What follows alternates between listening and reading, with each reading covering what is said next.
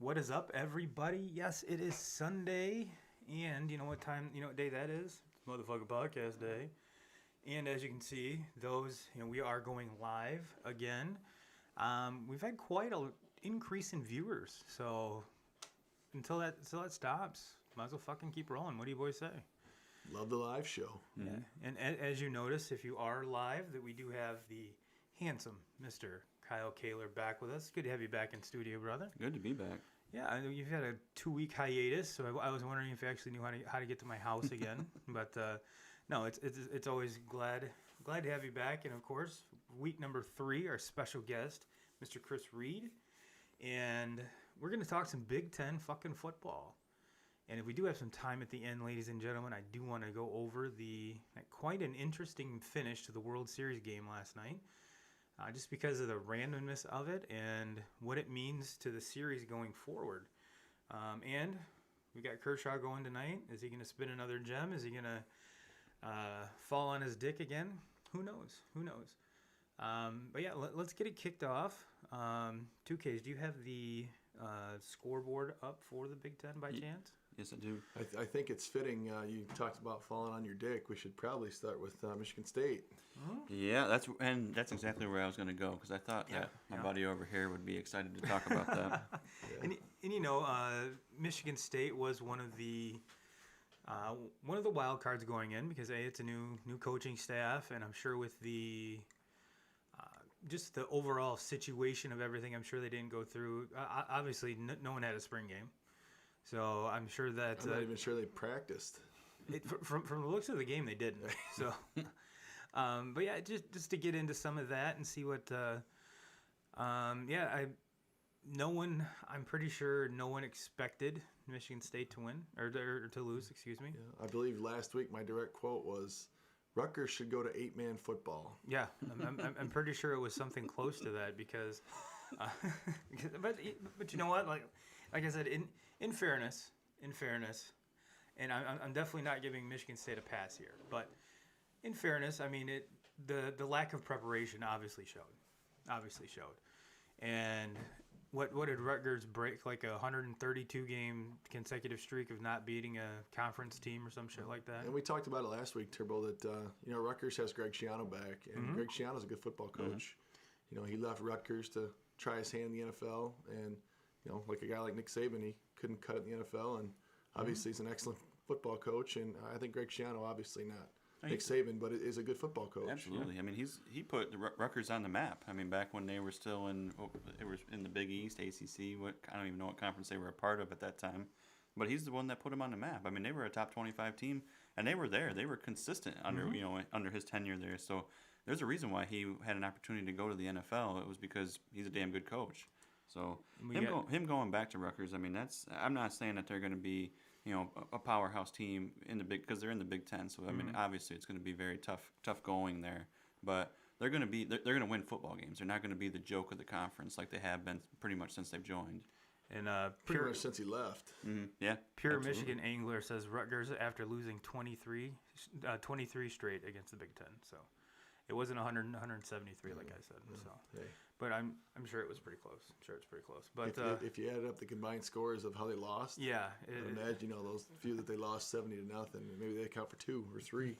And now, wasn't it Rutgers that had the transfer quarterback? Wasn't that them? I think it was them. They had a transfer quarterback come in, so that was yet another wild card. So. Michigan State should try and recruit him then. Yeah, well, or somebody. I mean,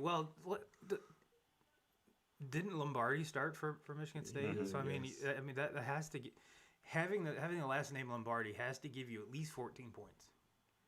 At least. Did you see him? I did.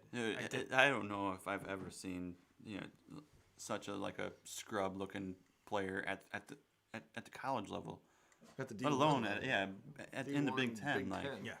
He's bad. He's bad. So what you're saying is he's not living up to his last name. No, not at all. And I think it was very clear why D'Antonio got the fuck out of there. Because he didn't leave very much there. And I'm going to try to show a little bit of respect to him because I do think that Michigan State hire in Mel Tucker I do think it's going to be a pretty good hire for him. Yeah. You already see it now, just in the recruiting. You got to give him to me. You have to give him at least 2 or 3 years. Let him get some of his recruits in there and turn this program around because, I mean, man, that was a shit show. Yeah, when Antonio left, he knew, like you said, hey, I might have a little looming NCAA investigation. Yes, and my team blows my stable ass. Sucks. Yeah, so and my team blows ass. Now with this game aside, one kind of common denominator that I want to bring up is, I think in college football in particular, it has way more weight. Is just the crowd noise. Mm-hmm. You know, every stadium has, like Penn State has the whiteout, and just you're packing in way more fans than you are, like I say, like an NFL game. I'd be curious to see, especially with a lot of the younger players going into different or playing away games, how much that having no fans kind of either was an added bonus because they didn't have to go through the driving down into the student section, or the complete opposite when you're the home team and you don't have that constant crowd noise behind you. So kind of keep that in the back of your mind, boys, and let's we'll kind of see, kind of give our eye with the Michigan State game. I really don't think it made a difference. But like talking about the Michigan game, I do think that made a difference. You're talking about in Milton, the starting quarterback for Michigan, makes it a hell of a lot easier when you go on the road and your first game as a starter, and you go on the road into Minnesota, which is not an easy place to play now. That flex there, I mean, he's changed the atmosphere in there. So roll the boat. Yeah. Mm-hmm. So I mean, so for them not to have a crowd there or anything like that, I mean, and him making that first start, it made things easier for him. I mean, I don't care what anybody says. I mean, still, I'm not trying to take anything away from him because he was very, very solid last night. But it makes it a lot easier when you're making that first start and there's no crowd there. Well, since you kind of brought it up, let's kind of break down the Michigan game a little bit. As everybody knows, I'm not a Michigan fan, but you and I kind of talked about Milton for a long time. Mm-hmm. And my initial impressions, he was very solid. Mm-hmm. Did he have a 5-touchdown day and 400 yards? No.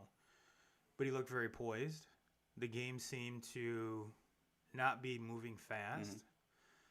Mm-hmm. And he did everything he was supposed to do. Yeah. Oh, absolutely. And if Michigan's going to be successful as a team and win football games, he's not going to be putting numbers up like that where he's throwing 4 or 5 touchdowns. He's going to be doing exactly what he did last night and take care of the ball, don't turn the ball over. And their running game, I mean, that's Michigan's bread and butter, is they're going to run the football. And if Milton can take care of the football and not turn it over and maybe throw a touchdown pass or two, that's how they're going to win a lot of games. But if they get into shootout games and their defense is going to be on the field a lot, they can't. They when they go up against teams like Wisconsin and teams like Ohio State and Penn State, you're not going to be able to beat them playing that style. So the way that they played it last night, and they basically ran the football all over Minnesota. Mm-hmm. They dominated the game in the trenches, and I mean, success. They didn't turn the ball over, and they were able to force Minnesota to turnovers, and they were able to just basically do everything. They handled the ball. They handled the clock. I mean, they dominated the game, really. The only knock that I'm going to put on Michigan is, and it's not really a knock, it's just they need receivers to step up. Mm-hmm. They don't have that dominant number one, like your Peoples-Jones or anything like that. No, but they have 4 or 5 that they can, that can catch up. I mean, I want to say that after like 8 or 9 completions that Milton had last night, I think 7 of them were different receivers. So I mean, they have so many different weapons. And I think as the season goes on, you're going to see that one or maybe 2 guys that kind of step up and that are Mr. Consistent. I think Ronnie Bell is going to be that. Mm-hmm. Their number 1 receiver as the season goes on. But as far as having like those big names like Peoples-Jones that they had and Nico Collins, big shout out to name Peoples-Jones, receivers, by the way, catching that game-winning touchdown. Yeah, hell of a catch. Yeah. Mm-hmm. So, but they're not going to have. I don't think they're going to have those big names like that. But it still gets back to what I said earlier is. They just got to be able to run the football. If they can run the football with the success that they had last night, they're going to win a lot of games. Okay, we got another comment from Pure Michigan Angler. I think that's Kyler Thornburg. He says, you think Harbaugh is saving Milton's real talent, saving his true abilities for the big dogs of the conference, and just running the ball through all the less stout teams in the conference? I think there's a lot of truth to that. I mean, they were able to have a pretty hefty lead at halftime. So what you really don't need to throw the ball. So yeah, I don't think they really showed a lot. Obviously, Minnesota come out. And the first drive of the third quarter went down and scored real quick, but Michigan answered right back. And I think that once they answered back on that score, the game was pretty much over. And then you started to see Michigan's defense start to kind of just take over, and the turnover started up. So, I mean, in that situation, I don't think we didn't see everything that we're going to see as the season goes on out of Milton. I mean, I think that there's going to be games that you're going to watch where he's going to have to throw the football and in order to win games. So sorry, it's Cody. Fuck Cody. Should we talk about the Jets, Cody? You want us to bring that up? But no, I mean, everybody that's listening, drop your comments. How do you think Michigan looked? There's a lot of teams that had their first Big Ten. This is the opening weekend. There's some teams that looked kind of shaky, and Michigan was not one of them. I will say that. And it's going to sound weird, and I'm not placing blame, but when you're down to your third string kicker, obviously the one, they tried to pooch it, and the dude ran it back. Mm-hmm. So, but you're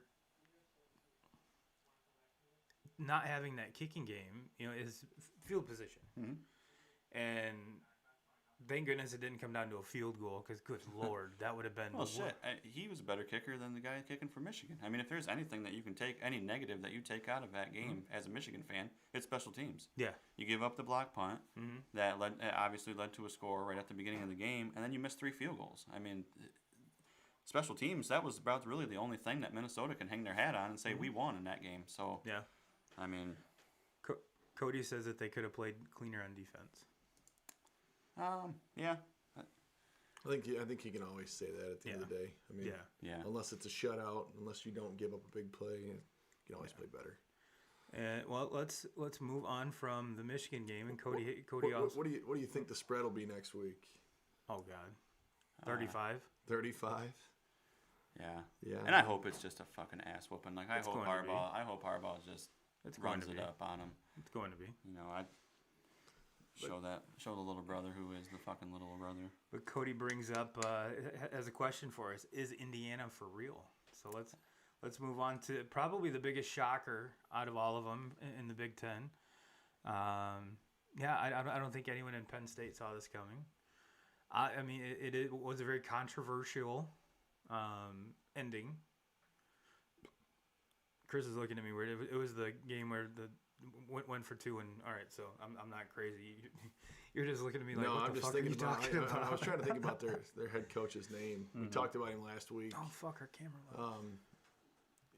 He's got it going on. He does. He absolutely does. I mean, he's had some good quarterbacks lately, some good running quarterbacks in the last couple of years, and Tom Allen, and you guys keep going. They're good. I really think so. Now, do I think that 8 times out of 10 they go and beat Penn State? Probably not. But at the end of the day, just like a good coach says, it only takes one, and this was their one. Mm-hmm. This was their one. And I love the going for 2, in the first overtime, because if you watch that entire game, Penn State's offense started to get it going there in the fourth quarter, and they started to, things were starting to come a little bit easier for them, and they were starting to. It was just they were settling into the game, and I don't think that their offense had really settled into the game until the fourth quarter. And I think going into overtime in Indiana, making that decision after Penn State obviously runs right down and scores right off the bat in overtime, and they just kick the extra point. I absolutely love Indiana playing that mindset of, hey, we're just going to go for 2. We're going to go for the win right now. We're not going to put the ball back in their hands. Right? Just like the Braves. Just like the Braves. We talked about the Braves and the Dodgers. What did the Braves have to lose? Mm-hmm. Yeah. Freaking play loose and let's go. And same thing with Indiana.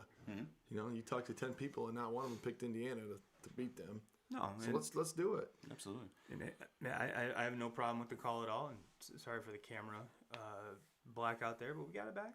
Even if it doesn't work out, and even if they don't score and they lose that game, I'm not an Indiana fan, so I can't speak for Indiana fans and what they would have thought about that. But me sitting there, just as a football fan watching that, I wouldn't. love it. I can't be mad at that. Like even if they lose, like they went for the win. Chances are, if you play that out, Penn State's the better football team. They have more hands talent down. Hands from top to bottom. On paper, they're the way better football team. They were supposed to dominate that game. So you have the opportunity. This is the best opportunity we have to win the game, and they went and won the game. So I mean, kudos to Indiana. And that's talk about a program booster right there to start yes. the first game of the Big Ten. Obviously, you're playing only Big Ten opponents this year, but you're playing against Penn State. A lot of people had them kind of chalked in as maybe the second best team in the Big Ten, maybe, and if not the second, the third best team in the Big Ten. So you had the opportunity to beat them, and you did it. So kudos to them. And I mean, what better way to as a coach to show your kids that you'll just run through a fucking wall for them. I mean. Granted, I'm not saying I'm not a fly on the wall on the inside of the locker room, but I can imagine what those kids would even if they lost. Yeah, absolutely. And just be like, you know what? Just to know that your coach trusts you. Fuck yeah. I mean, that's the biggest thing right there. Right. If your And coach to know that your coach got a set of nuts. Yeah. Yeah. That's I mean, granted, maybe this is the kick in the ass that the Indiana program needs. And this one play could lead to one big recruit, which could lead to many more down the road. They're like, all right, you know what? Just like you said, Chris, I want to know. I want to coach with a set of fucking nuts. I want to play with that guy. Yeah, absolutely, absolutely. I mean, and so yeah, I mean it's one of those. Obviously, it was probably the biggest shocker of the weekend. What does it mean going forward? Who knows? But all I know is that I have a feeling with James Franklin in Penn State, this is going to be a huge, huge season motivator for him. They got Ohio State next week. Yeah. I mean, they got to put it behind them, get shit on track, because Ohio State looks like maybe the best team in the country, the best overall. Even though we've seen Clemson dominate. But this week there was some chinks in the armor. But I mean, it's easy for Clemson to win when they're playing Georgia Tech. Yeah. But there's always this game that everyone's like, oh well, they should have won bigger. Notre Dame, Louisville, right? Yeah. I mean, yeah. And what is? And we've got Cody's on point today, guys. That's not the one I want. He says they have been above average the last couple of years. Good to see their work paying off. Didn't they just win their first bowl game in decades last year? He says Indiana, that is. Cody, I'm not sure if they did play in a bowl game last year. I don't know. It's a good question. One of these days, the Turbo and 2Ks will have a stat boy. We can be like, hey, bitch. Maybe Cody is the guy. Cody, dude, it's going to be a great job. The position is open, and the salary is excellent.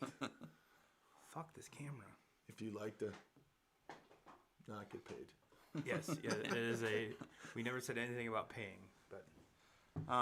Another game, I think this game was probably kind of easy to be forgotten just because it was the Friday night game in the Big Ten, but Wisconsin, Illinois. Wisconsin starting a freshman at quarterback. I want to say his name was Graham Mertz, I could be wrong on that. But damn, I mean, for a freshman making his first start, I mean, we were talking earlier about, I mean, obviously Michigan and Milton making the start there, but Milton's, at least been in the program for this, for 3 years now, so it's a whole different ballgame than a kid from Wisconsin, first year in the program, and might be one of the best quarterbacks I've seen in Wisconsin in a long time. Just the poise that the kid had, and I have to look at his numbers. They finally got rid of Hornibrook, whatever the fuck his name was. But he's 20 at 21 for 248 yards, 5 touchdowns. I get it. It's Illinois. But the Fighting Loveys? I mean. The Fighting Loveys. I was impressed with it. Lovey's still the coach there, right? I think so. Yes. Now, does he have the beard still? Ooh, I don't know. Oh, that's probably the best beard in college football. Probably hands down the best beard in college football. Is it the only beard in college football? I'm trying to think of another guy with a beard off the top of my head. I would love to see Harbaugh try to grow a beard. He's probably one of those baby faces that Yeah. can't grow a beard. Harbaugh went without the khakis last night. He wore what? blue pants. He didn't wear cleats. He wore a pair of boots. I had, this is no shit, I had 4 people message me and tell me that Harbaugh was not wearing khakis last night. I'm like, I think it's over. I mean, start of a new regime.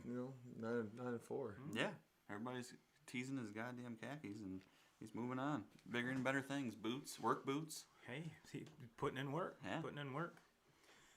But no, you're right that the Friday night game was. I mean, that kid did look good. Mm-hmm. He looked really good. Like I said, I think you kind of hit the nail on the head, and you said it was on Friday, which, I probably watched maybe 5 or 10 minutes of it. I didn't watch the whole thing. To be honest with you, I was watching the baseball game for the most part on Friday, and What time's that start tonight, Turbo? should be. I think it started already. I think it was 8:20. Was it a something like 8:20 that. start? Yeah, it started 22 minutes ago. Okay. Speaking of which, let's see what the score is. But Going back to answer Cody's question from earlier, too, Indiana lost in the Gator Bowl 23-22 over Tennessee last year. fucking stop. The Dodgers will not stop scoring in the first inning. It's 1-0. 1-0. And yeah, we'll see what Kershaw has going tonight. But while we have a break in the action, I need everyone in the 2K Nation to kind of give me a big props and just a vote of faith that Russell Wilson and DK Metcalf score a shit ton of points tonight. Otherwise, I'm going to lose to fucking Frank again.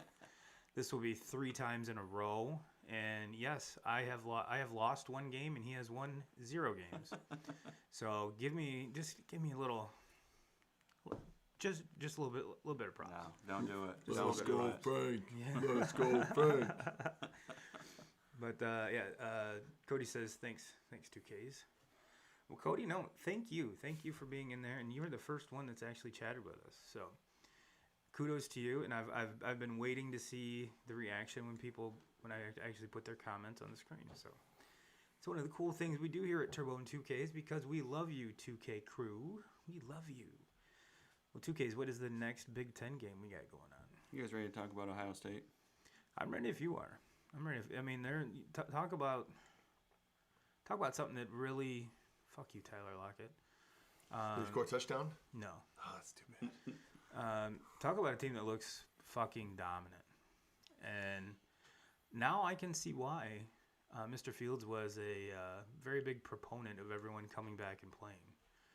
Because, yeah, they had the big interview of him talking about, the last pass he threw last year was the pick in the end zone against Clemson, and ultimately leading to them not going past that. So how he used it for motivation and stuff like that. Well, fuck, in that piece, they said that he's 10 pounds lighter but stronger and more agile. And poof, I did not get to watch the game. I watched the highlights, but man, talk about an all-around team. Oh yeah, I mean, they're offensively. I think they're the best team in college football offensively. Defensively, I don't know if I obviously I got to see him play for a few more weeks, but I don't know if defensively if they're as good as what they've been, in years past. They just don't have that. Last year it was Chase Young. Mm-hmm. Year before that it was Bosa. Year before that was Bosa. Yeah, and I don't think that defensive line is as good as what it's been in years past, and I don't think that defense is as good as what it has been in years past. I think they're gonna give up some points.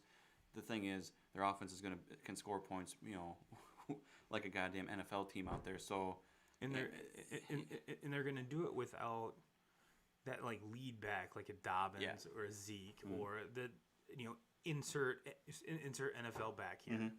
But they got 4 wide receivers that are probably gonna be playing on Sunday. Yeah, and a quarterback that's arguably maybe the best quarterback in the draft. You could say that he, everyone's saying losing for Lawrence, but I think you have to put. I think you have to put him right there. Justin Fields, that's going to be which style of quarterback do you want? Do you want the mobile? I'm not putting him in Lamar Jackson territory yet. No, but he's a better thrower of the football than Lamar Jackson. God yes. But or do you want the drop back traditional, Lawrence, which he's mobile. Don't get me wrong, but he's not. No.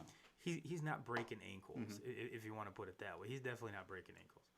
But Speaking of breaking ankles, got to interject here. Did anyone see Daniel Jones breaking his own ankles? no, I saw the 15-yard line break his ankle. Yes. I don't know if C Hut is Who was listening. it? Who was it? Fucking. Fuck you, Tyler. Tyler Lockett. Had a God boy. damn it. So God damn C Hut texted me earlier this week after that Thursday night game and said, "Happens to the best of us." And if you guys were on our football team, you would know exactly what we're talking about with someone tripping at the 2-yard line and not scoring. I remember it. I was probably the closest one to You were tackle the other him one. in that. I was probably the only one that actually had to play on that at being able to tackle him. Yeah. The worst thing about, well, at least with Daniel Jones, is the team was able to score a touchdown on that True. drive. Christian's was the last play of the half, like 3 seconds on the clock. Christian trip? Christian Yes, tripped, on the 1 yard supposedly. line. It sure, if you look at the film, it sure does look like that he dove, trying to showboat. But as far as up and down 15 years ago, that he tripped. Whoever on the internet decided to insert the Lance Stevenson blow next to that was a fucking genius, because that had me rolling. That had me rolling. Well, here I remember I was in. I'm taking you. It's story time with Turbo now. I was playing Little League baseball, and here in Marcellus, when we played Little League baseball back in the '80s, I know I'm dating myself. There wasn't a fence to hit a home run, so when you hit it, you just got to hit it far and run really fast. Well, I was definitely not the slender kid growing up. I was quite the chubby bunny, and I just walloped the shit out of the ball. I'm cruising around. I get between third and home and trip, and they tag me out. So, Daniel Jones, I felt your pain at like 9 years old. And yes, obviously it still pains me because I still fucking remember it. But yeah, like I said, whoever did the Lance Stevenson blow and then tripped him. So did a Rosarena here. Yes. he forgot. Yes, and those Damn Gophers. those videos of where it's like the Clint Eastwood and he's the sniper. I could watch those videos of people falling and shit all day when he does that. For the longest time before I found sports podcasts and card breaks, my YouTube viewing was, I'd start out with something vague and then would end up people falling. And I know that's a sick thing to do, but I just cannot stop laughing when people fall. And you would think that it'd be bad karma, but knock on wood, I don't fall that often. And now that I'm 40, I hope I don't fall because it's harder to get up. So yeah, getting back to Ohio State, I think that you're right with the defense. I mean, but when you have the number 2 and number 3, if I'm correct, with Chase Young and Okudah. Mm-hmm. Those are 2 linchpins of your defense, and they go back to back in the top 5. Yeah, unless you're Nick Saban, there's some holes to fill. Oh yeah. And yes, week 1, and like I said, there's even going back to the Michigan State, nobody had a spring game. This has been the weirdest fucking year in sports history. So, is weird shit gonna happen? Sure. But I have a feeling with that coaching staff, defense might get shored up as the season goes along, because it's just not the Ohio State way to leave that without leave it unattended. Yeah. So and let's not forget about Nebraska now. I mean, they lost to, they got their ass kicked by Ohio State. There's no other way to put it, but it's probably the best team. It is the best team you're going to face through all year. And with Scott Frost there, that's a program that's up and coming. I mean, I think I don't know if we'll see the days again of Nebraska being where they were, obviously, and Tom Osborne. Yes, but it's a program they're not going to be, you're not going to be able to just take them for granted like you can, a team like Michigan State or something like that. You're going to have to, show up and be ready to play. that big shout out to you, Ty Gromig. I think you're the only Nebraska fan that I know.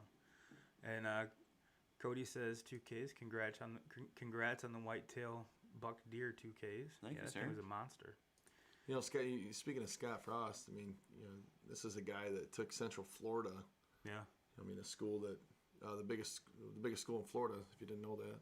But Is it really? It is. 50,000 students. Holy shit! I did not know that. Yeah. I figured I would have figured like Miami or something. Yeah, Big. no, Central Florida. But I mean, took a team like Central Florida 2 years in a row. Mm-hmm. And he's the one that took over for Bo Pelini or some shit, wasn't he? No, that was years ago. No, he took over for guy who had the Iowa tattoo on him. That's a good thing. Have an Iowa tattoo. Yeah, he was Nebraska.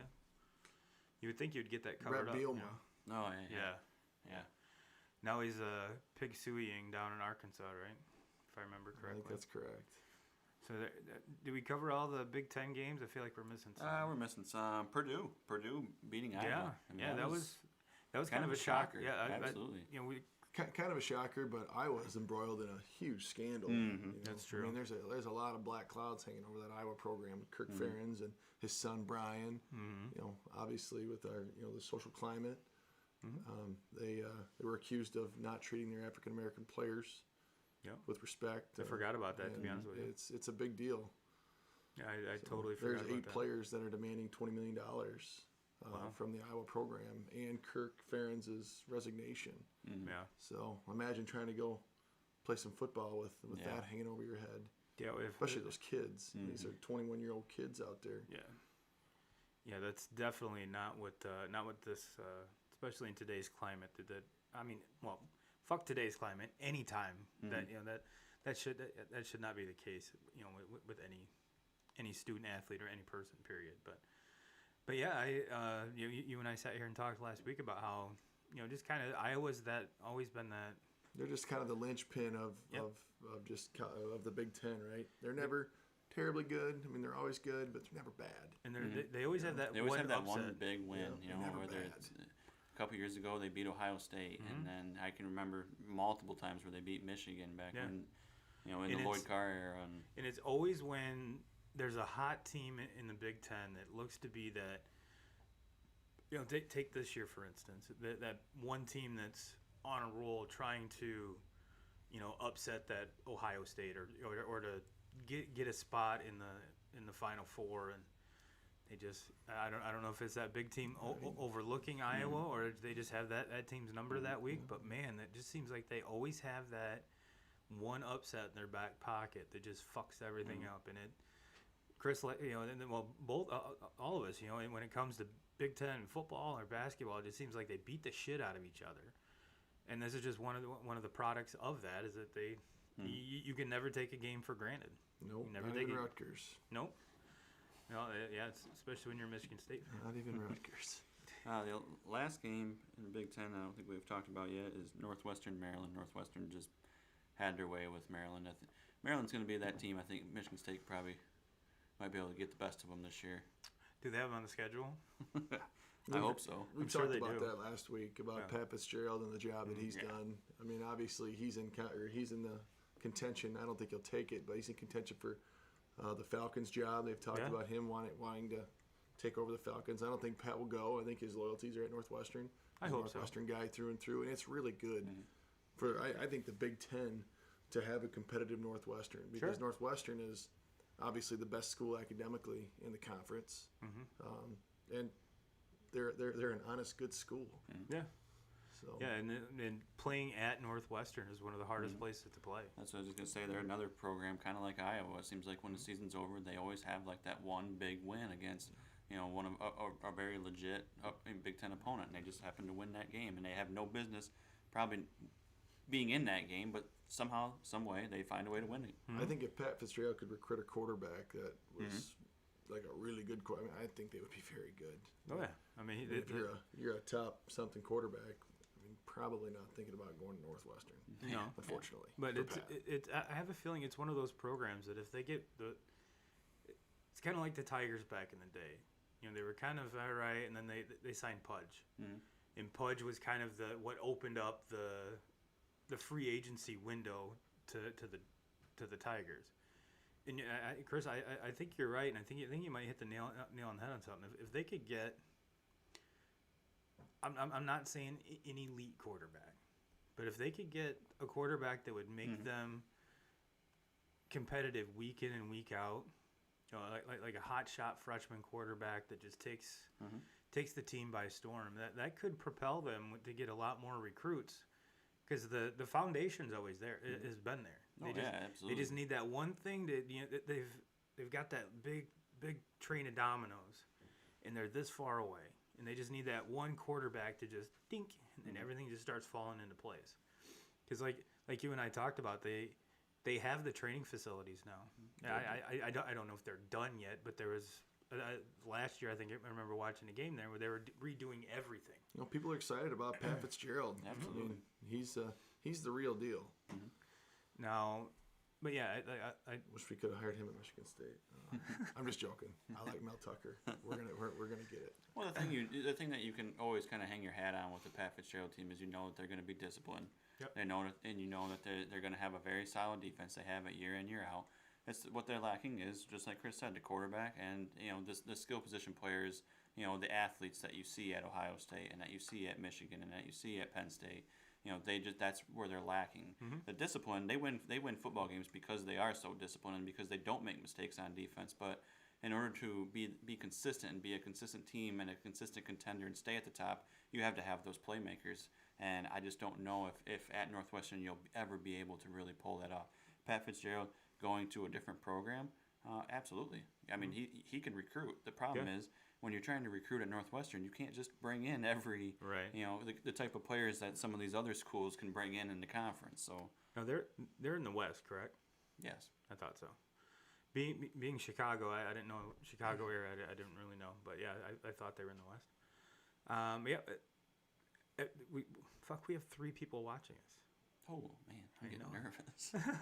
I'm so nervous. If at any point, ladies and gentlemen, you have any questions, go ahead and drop them in the chat. We'd love to chat with you. We've been talking with Cody all night. Cody, thanks for hanging in there, brother. Even though you have a very weird fandom, my friend, we always like talking sports with ya. So is that was the first week in the Big 10 there, 2Ks? Yep. I look forward to. Look ahead to week 2. Absolutely. We'll start with Michigan State. I don't think we really need to talk a lot about that one. Michigan State will play better than what they did against the Rutgers because Michigan State, they'll show up. I mean, I'm not saying I think when it comes down to it, the talent on each side, Michigan should have their way with them. I would hope. Yeah. But Michigan State will show up. They're not going to turn the ball over 6-7 times like they did against Rutgers, and it would not shock me if they at least make a respectable game out of it.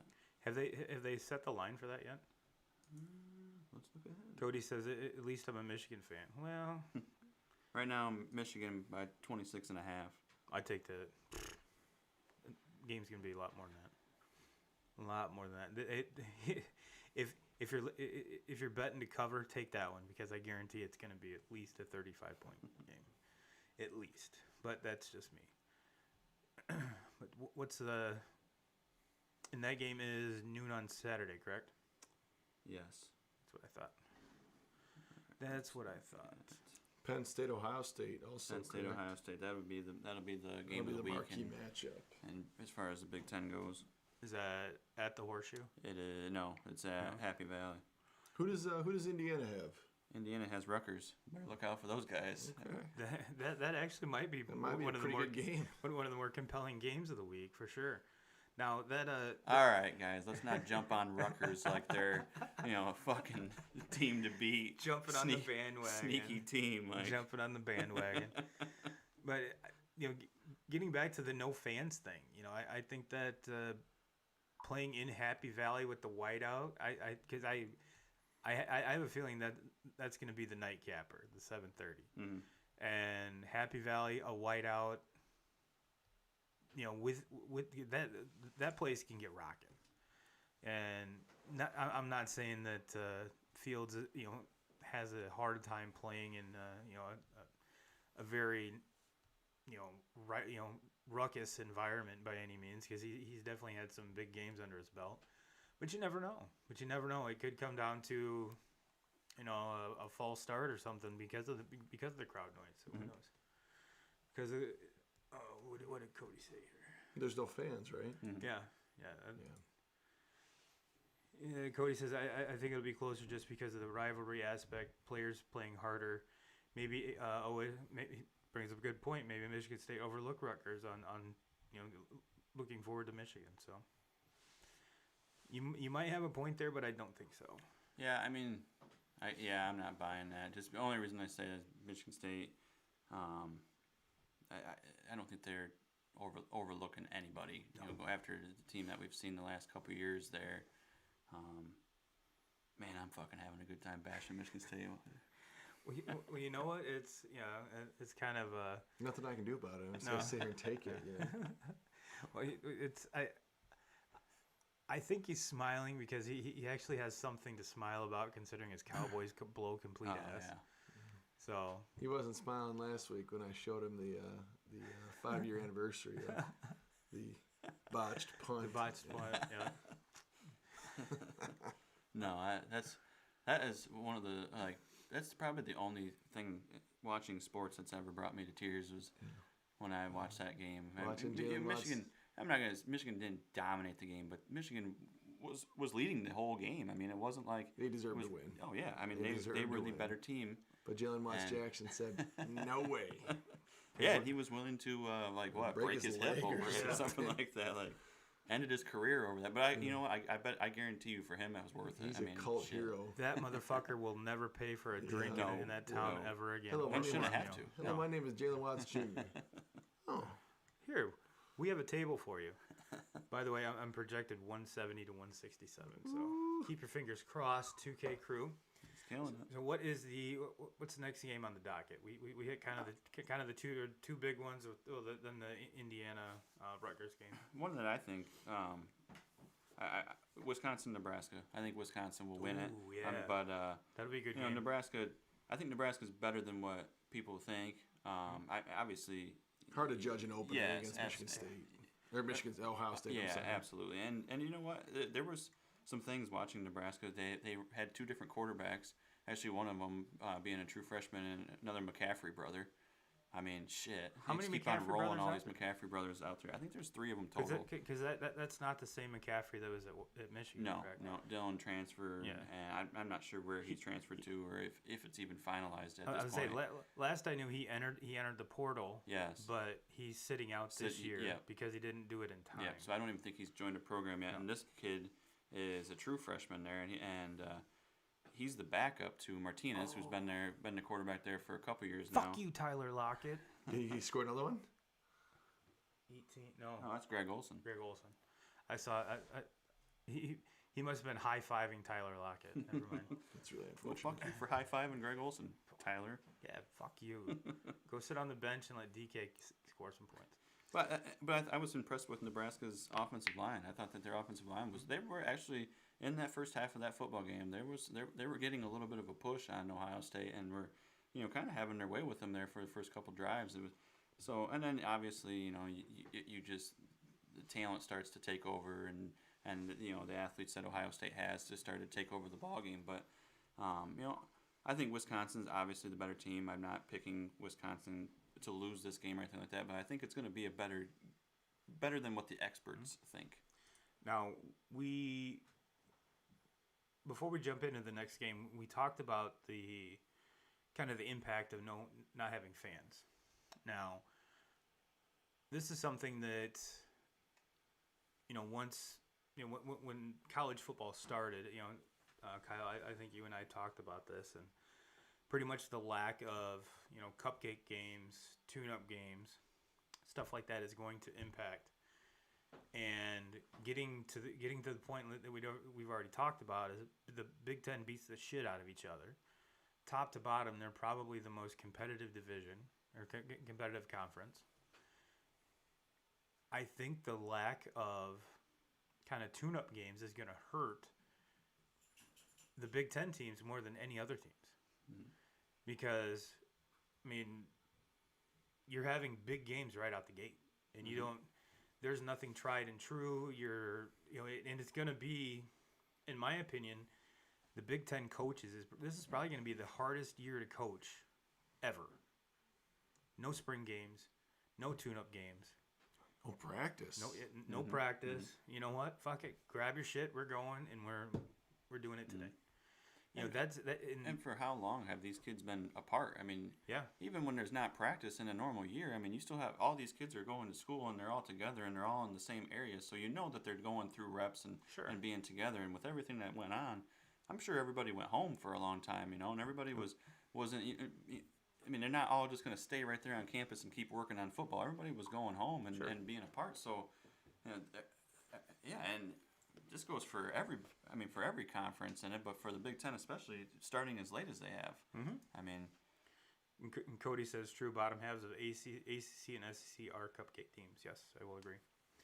I will agree. The ACC and SEC might have, you know, like 2 or 3 top 10 teams. Yeah, the biggest disparity. Yeah. But the gap between all of them is probably the greatest. And Cody says Big Ten has MSU and Maryland. Yeah, hey, you know what? Fucking Rutgers is a powerhouse right now, so you guys better watch the fuck out. Watch the fuck out. So what's the next game, 2Ks? Purdue coming off a big win against Iowa and playing against Illinois. The Loveys? Jeff Brom has a chance to start 2-0. Yeah. Purdue's on the road right now. They are 6-point favorites. Ooh. On the road. Intriguing. If you're a betting person, that's an intriguing line right there. 6 points. And I'm trying to remember who my Irish have next week. I'm not sure about that one. Speaking of my Irish, they looked a whole lot better than the week previous. I was very pumped about that. Indiana jumped from not being ranked, beat Penn State, and jumped up to number 17. Holy shit.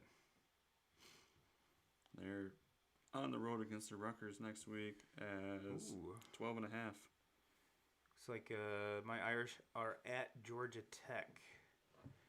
Notre Dame giving 19. I hate when we have a double digit like that. Yeah, Georgia Tech's fucking terrible though.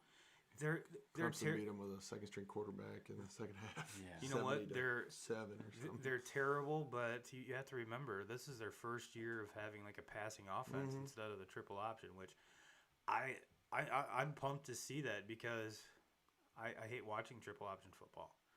I understand that the academies run it just because they kind of have to, but now wasn't. Calvin Johnson was from Georgia Tech, right? Yes, Calvin Johnson was from Georgia Tech. They didn't run the triple option back then. I didn't think Paul so. Johnson wasn't there. So Paul Johnson came from Navy. Yeah, because I remember Georgia Tech just scorching Notre Dame and just Calvin Johnson just destroying Notre Dame secondary. And I actually got into I wouldn't say a Twitter beef, but some dude was telling me I'm wrong. I'm like, no, the fuck I'm not. How can Calvin Johnson have almost 3,000 yards in 3 seasons? In a triple option. It doesn't work like that. You can't have it both ways. Yeah. Because, that and I have a very good feeling if it was a triple option school, Calvin Johnson would have never went there. Yeah. No. So, and if Calvin Johnson was already there and then you came in and wanted to run triple option, you probably would have held off on the triple option until Calvin Johnson you left. would think so, yeah. Yeah. Or he was that type of player. Or put him in the backfield and let him run the fucking ball. I mean, any way for him to have the ball in his hands and at least 25 times, you're gonna figure it out. I can't remember. It was like Skater Boy 645 on Twitter was arguing with me about that. And no, I was like I said, I was 99% sure, but knowing me, never know. Any other games on tap there, 2Ks? No, I was looking ahead to just total games. I got to imagine that College Game Day will be at Happy Valley for the Ohio State-Penn State game. It's really the only top 25 on the docket. Game on the docket. Really everything else. Really not any games that are sticking out to me. Alabama, Mississippi State. Mississippi State's not what they what they used to be. There's always that game that either Nick Saban steps on his dick or it's closer than what it should be. Mm-hmm. And when that game comes, it's usually with a mobile quarterback. Look at how many fits Manziel gave him. I mean, that was probably about the only thing that I really liked about Manziel is because he was like a thorn in the side of Nick Saban.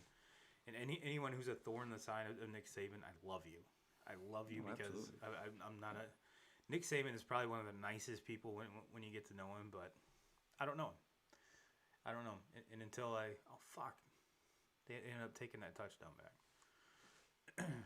They didn't give it to Tyler Lock. Oh, good. Maybe Tyler Lock will get more.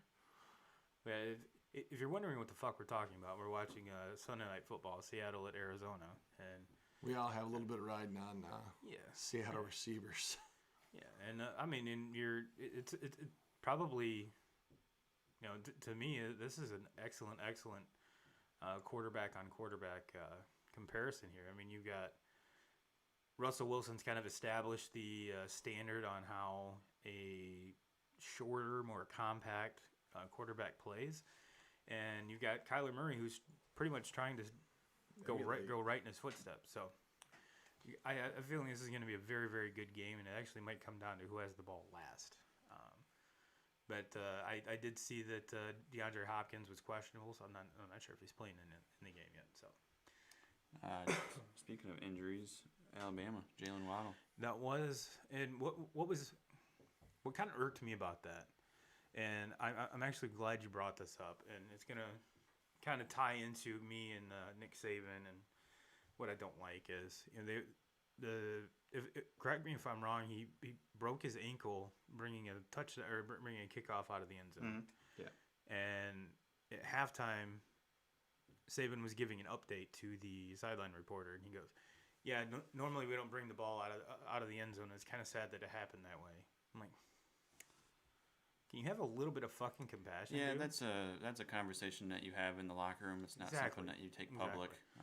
But that's But he did after a couple, I'll bet you his guys don't bring any more out of the end zone to shoot. no, but there was a couple other sentences, and then he goes, but he's so electric that he does it every once you in have a to while. trust his judgment. Yeah. And yeah.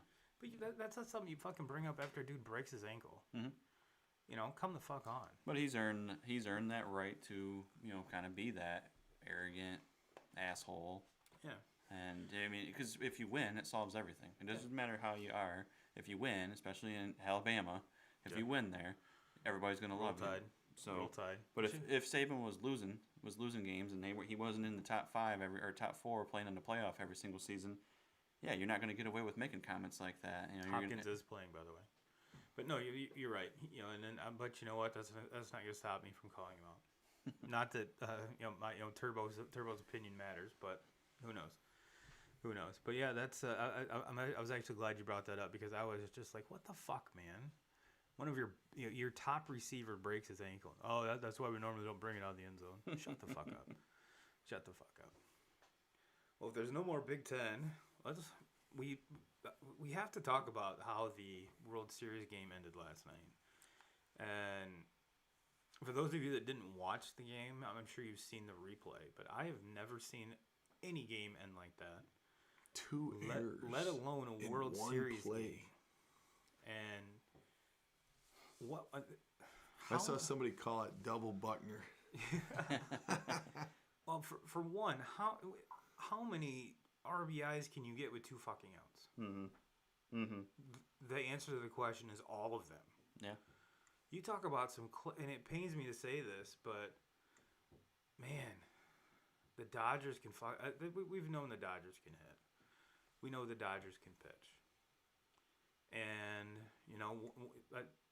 Kyle, I think you and I were talking, and the chink in their armor was going to be Jansen. Oh yeah. And I'm not saying that Jansen pitched a bad inning. It's just that I think the Dodgers have run into a team that's just as clutch hitting as they are, or can be. I wish they'd start out a little faster. Mm-hmm. But even when they start out fast, it seems like the Dodgers just hang a run.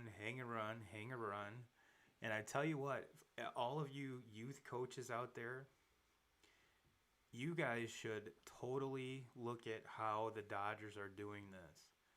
They're not swinging for the fences with no one on, trying to hit a 5-run home run. It doesn't work like that.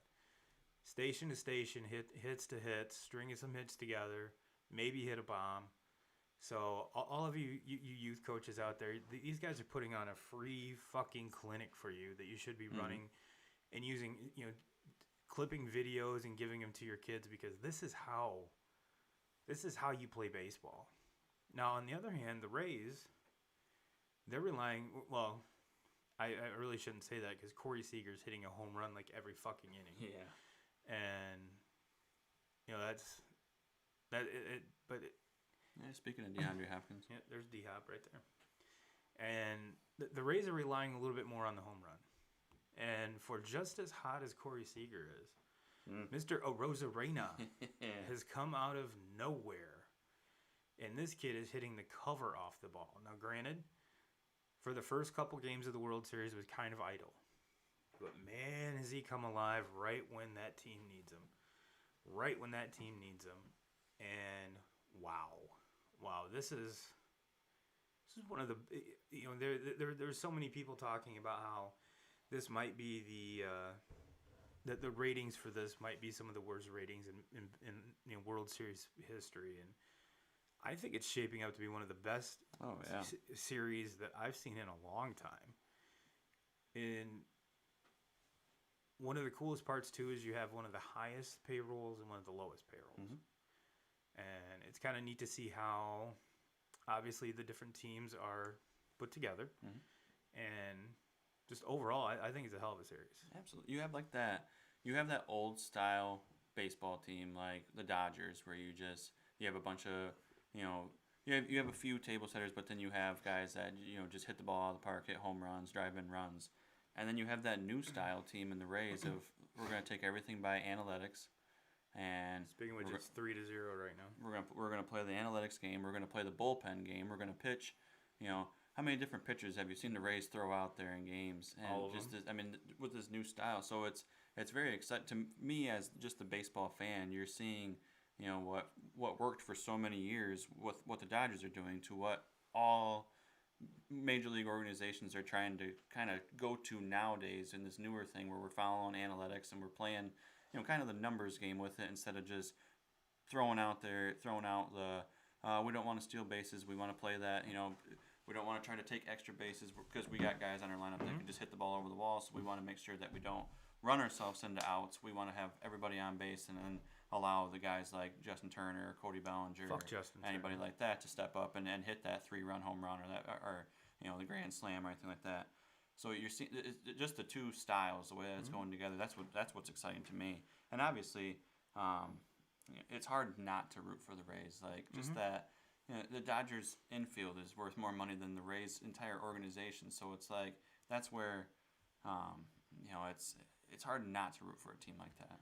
And I'm pretty sure Turner has 2,000 career postseason hits. It seems like he has 3 hits every fucking game and a bomb. And it's like, fucking stop. Just stop. Stop. No, and the thing, like, with the Dodgers right now is it's not even like Mookie Betts has been, he's been all right, and Bellinger's been, all right. But it's these guys that, Corey Seager, he's been the best player for the Dodgers this entire season. I mean, he's probably had the best season of any Dodger this year, and then going right into the playoffs, he's been the best player on the team. Coming into the World Series, he was hitting 500 with 6 home runs. I mean, that is unbelievable. Wouldn't he look good in a Detroit uniform? I'd take him. I'd take him, and he's gonna be the cheaper to go after than a guy like Frankie Lindor. Weren't we just talking about that last week, Chris? Yeah, I think it'd be with Lindor, you're getting a switch hitter. I think that's about the only advantage. However, price tag, even with this very strong postseason, I still think you could probably get him for, I'm not going to say half the price, but 3/4 of the price of Lindor. And I think they're about the same age. I think fielding wise, I think they both feel their position about the same. But yeah, I think he'd be the much more pocketbook friendly one, and I think because he's the one that had Tommy John surgery a couple of years ago, wasn't it? Is that what that's the one knock with Seager is just the injuries. And it's not like he's been a guy that's had multiple injuries. No. It's basically just one injury that he had was out for. But you can't Lindor's really never dealt with the injuries, No. and Lindor brings the flash. I mean, that's what Flash the personality. Yes, everybody likes the personality. They like the flash that he has. Probably if you broke it down defensively, he is the better defensive shortstop there. But I mean, where we're at right now, Seager's the better hitter. Yeah, and I mean, you throw Trevor Story in there, and there's a handful of other guys, so it's going to be interesting to see what the Tigers do, because they do have some cap room, and it would be nice to bring in. Kyle, I think you and I both agree it'd be kind of a good idea to re-sign at least to a year deal if Crone's healthy, and fuck, my mind's going blank. The second baseman. Jonathan Scope. Here we go. Yeah, but you got another name out there with LeMahieu. LeMahieu's going to be a free agent also. So do you Get bring him away from the fucking he's already a Michigan native. That's true. So you bring him back in there. And you bring him in. He's a very versatile player. Yeah, and if it came down to it, I mean, Scope had a great year, but as far as a better all-around player, I'm probably going LeMahieu. Oh, sure. But for the price, you never know. I mean, I'm sure that with the success that he's had in New York, I'm sure the Yankees are going to open up the pocketbook and put a pretty healthy offer in. And I wouldn't be opposed to not looking at both of them. I mean, we were able to see Paredes play this year. This was a shortened season, but I think that Paredes needs more time at the AAA level. I think he was very exposed this year, and in a way, I think it's good for him to get those reps at the major league level. But he definitely needs more time and a little bit more. Sure. Just a little bit more experience. Nothing against him. He's a 21-year-old kid out there, but yeah, he needs a little bit more work. Sure. Well, gentlemen, we're at our hour. Not to say that we turn into pumpkins after an hour, but I think we're gonna wrap it up here, ladies and gentlemen. Cody, thanks for like I said, thanks for chatting. Thanks for bringing up some comments so at least the folks can see that yes, if you comment. We do listen, we do talk to you, and we will put your comment up on the screen. And yes, thank you for everyone that watches. Don't forget to subscribe, like, and hit the comment or hit the notification bell so you know when we go live. And don't forget to check out our Facebook group, the Turbo and 2K's 2K crew. It is facebook.com/group/2Ks, or Turbo and 2Ks, sorry. And ladies and gentlemen, we will see you next week. Same Turbo time, same Turbo channel. And Jim Rome, we're still coming for you. Even though we're live, we're still coming for you.